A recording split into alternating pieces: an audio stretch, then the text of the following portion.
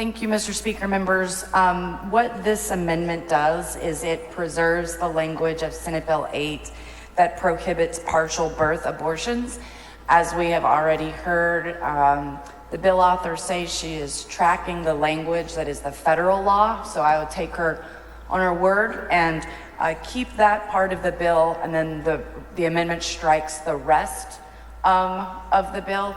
I believe it was 2 sessions ago, I stood here in a special session when we were arguing banning abortions after 20 weeks, and then there were several other parts of that bill, and I had an amendment that said let us ban abortion after 20 weeks with some exceptions, but let's get rid of the unconstitutional parts of that bill.